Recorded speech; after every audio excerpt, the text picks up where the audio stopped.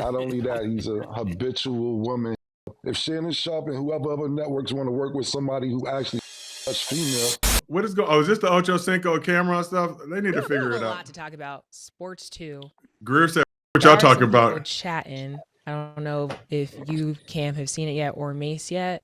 Who on the internet? Ocho Cinco had a response to Cam and some words about the show. Listen. Cam has some stuff to say, and I had to think about it, and I had to listen to it and think about some stuff that was brought up from 2 years ago, where I said, Cam, you my mans, and I'm coming for your spot. Now, I'm not sure how that's taken as hate when all you have to do is understand that I'm saying I'm coming for your spot because I see you as the standard that is setting the bar in that specific space. Mm-hmm. So you took that as an insult, which is weird to me. I'm not sure how you can do that. But if you check the numbers, what I said I was going to do, I've already done. Shout out, it is what it is in the underdog family. Numbers, views, talking about somebody can't be afforded, where he's going to be at, where he's posted up. He's good in Harlem. Who can't afford it? Things. What? Apparently, he's saying y'all can't afford him. For what? And a lot of other things. Oh, you ain't seen all this? So, yeah. Of course I did. I know you did, yeah. I know.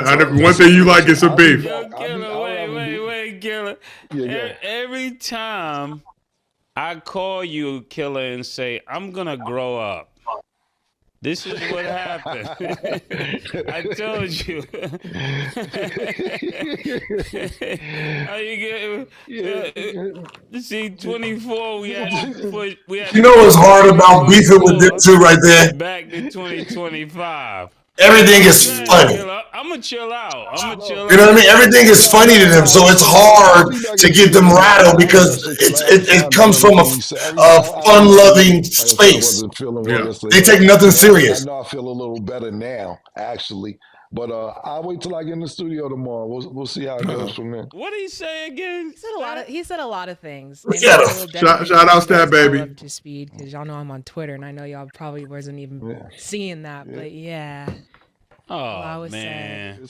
On Nightcap. Yo, bro. So, yeah. This is the Tito Jackson shit I told you, brother. This is what happens when you do shit. You can't go back and forth.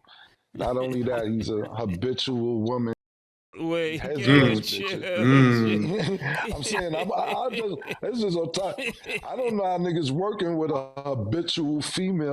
If Shannon Sharp and whoever other networks want to work with somebody who actually females, cool, but we'll address it tomorrow. Let's do it. He went there. Nasty work is the kiss. I got Tito. I get Tito one round. I gotta go about my business after that. Yeah, man. See, when I say something, I say shit, forget it. Niggas say shit and regret it.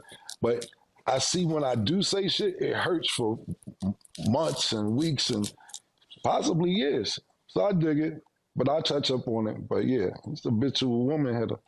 I don't like his energy. So I'll give him one more time. Pause. We'll do it tomorrow. But as Gil, the chat pointed out, they did try to hire him to bring him on. It is what it is. So. Push you back, wait, they tried to hire him? Yeah, so Ocho Cinco said they tried to hire him. The bread wasn't sufficient enough. And Cam said the same thing. He said he talked to Ocho. Ocho's basically like hit his guy. Shout out Doug Sanders.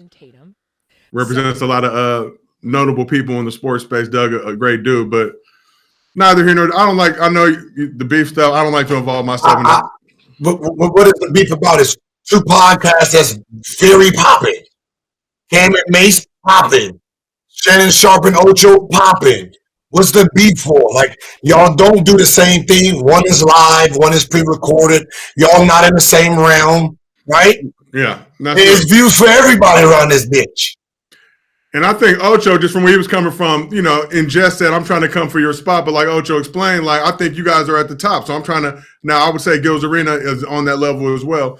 But Ocho's saying he's trying to come for Cam's spot. I think Cam took offense to that. But like I said, everybody figure that shit out. And it's like, for what? Oh, so he was basically, let's go, keep it. Oh, that's nice. Nice. Keep him on your hip. Keep him on your hip. Also, Ocho said, I'm coming for your spot as if you guys are at the top, and I want to get that from you. Yeah, I want to get to that level. Like I'm using. Damn. Oh, I mean, okay. And Cam took it as disrespect. Yeah, from what I surmised from watching the clips. Okay. Hey, at the end of the day, you can't tell somebody how to take it, right? You know, if he thought it was disrespectful because they've had some business, then we don't know nothing about that. But at the end of the day, both shows are successful. Y'all both doing your thing. Y'all both got what you want, right? Cam Mace had Mark Jackson and OJ, right? Yeah. Maurice Clarett as well, I believe. Michael Irvin. But Gil, like you said, and we talked to people. We were out at All-Star Weekend. I talked to Tig and the Club 520 dude. Shout out DJ B-Hand and the rest of the crew over there. It ain't no beef. Like we all like y'all do something different than us. Y'all are on early in the morning. We come on 11:30 Pacific, 2:30 p.m. Eastern. You can watch all of that shit. I do it. Like I watch everybody, right? I don't, you know what I mean? I watch everybody. I want to see what makes them good. Like, you know what I mean? If it's competition, it's competition in a respect way. Like Jordan. I mean, Kobe wanted to be Jordan. He wanted to be better than Jordan, right? Yeah. Who is he getting his advice from? Exactly. Jordan. Exactly. He's asking Jordan in year 7, hey, how did you do this? And Jordan's like, this is what I did, boom, boom, boom, right? It's not a hateful thing why I hate you. Like, if I'm going to be better than you, I need to know from you yourself on how to be better than you. And Jordan's willing to tell him, and it's like, good luck. I want to see you get there. And that's a real one though that'll give you that information. Like somebody like yourself, I seen you give advice to everybody. People who might quote unquote be our competition. I remember we were at a Summer League a couple years ago. Grady Dick hanging out in the lobby with his family. You pull him aside for about 20 minutes, just giving him the game going into his rookie season. And for me, it's always cool to see those dudes who are actually listening, who you know are soaking it up, paying attention, and trying to learn from it. But to your point, I can tell you everything. Now you got to go do it because I can tell you the shit. Me telling you ain't gonna make you go put the work in to go do it. Because the reason that I don't look at it is competition or infringing on, you know, anything I'm doing is because you can't mimic me personally. Yeah. Right. You know what I mean? Like my work ethic is my work ethic, and I don't think you can keep up with it. So there's no competition here as individuals. Shows and all that. Hey, I can't. You know, that's its own other thing. People don't realize this, and you're going to realize that I let them have their flowers. I let them have their flowers without interrupting. I told Matt Barnes to podcast, which means I was podcasting before Matt Barnes and All the Smoke and before Knuckleheads. I was the first one doing it. I just didn't have platforms to do it. They gave him the credit for being the first pioneer. They said that about, so we had Matt Stack on the show in Vegas, or excuse me, at San Francisco for All-Star Weekend. And I basically said that you guys were kind of pioneers amongst other people as well. I didn't just say give y'all all the credit, but people jumped in, Knuckleheads. They said road tripping. But even yourself, you were doing the blogging and all that stuff way back in the day. So in terms of just engaging with fans. No. The No Chill podcast, I was already doing. Yeah. I was already doing. I just didn't have a sponsor. See, they came, he had Showtime Basketball, right? And they had Showtime Basketball, and Knuckleheads had Tribune. Players Tribune. So and then you had Road Trip with Shannon. Like I was already 2017-18 when I was doing it. Yeah. It was right after Out of Bounds. Oh yeah, on Complex. But you know what I mean? But I don't need to go out and say I was the first one and mess up the moment that they was getting their flowers. Yeah, but that's why podcasts will give me personal credit.